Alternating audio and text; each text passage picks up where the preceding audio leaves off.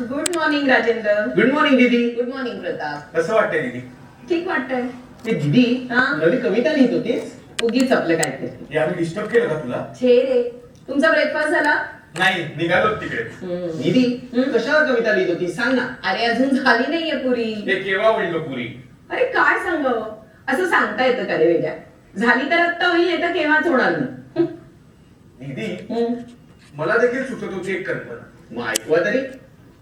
पण माझी मलाच भयंकर वाटली म्हणून विसरायचा प्रयत्न करतोय मी ती. अरे पण एवढी कसली भयंकर कल्पना सुचली तुला? सांगू? सांग ना. मला ना एकदम असं वाटायला लागलं की हा आपला पॅलेस आहे ना, हे एक मोठं थडग आहे, थडग.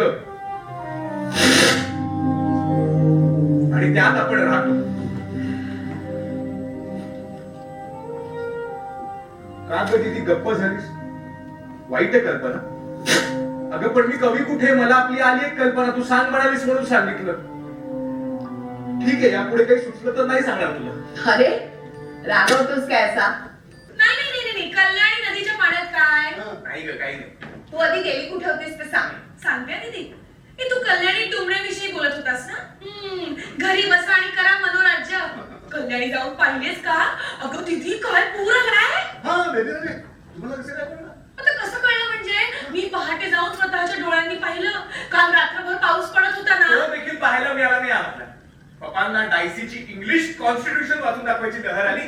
प्रताप दादा, मी आणि सुभान राव तीच सक्तीचे श्रोते. अगं दीदी काय सांगू तुला ग? अगं क्षितिजा पर्यंत नुसतं पाणी. कुठून कुठून काय काय वाहून येत होतं. ती मला बुर्जाच्या काठापर्यंत घेऊन जायची. तिथे सुवासिनी मम्मीला ओवाळायच्या. मम्मी त्यांची खणा नारळाने ओटी भरायची आणि तबकात पट्ट्या ठेवून शेकडो बायका घाटावरून उतरताना वाटायचं की अधांतरी फक्त पट्ट्याच चाललंय. आणि मम्मीच्या नाकातली हिऱ्याची निरांजनाच्या प्रकाशात आकाशातल्या नक्षत्रासारखी चमकायची. प्रहर रात्र झाली ना की मग कधीतरी मला झोप लागत असे. झोप येऊ नये म्हणून खूप प्रयत्न करत असे मी. आणि मग 2-2, 3-3 दिवस स्वप्नात फक्त पणत्याच यायच्या. प्रवाहातल्या पणत्या.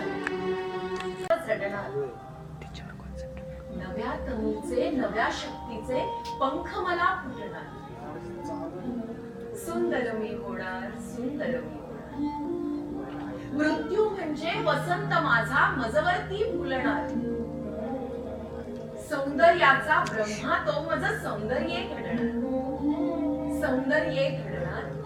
सुंदर मी होणार, सुंदर मी होणार.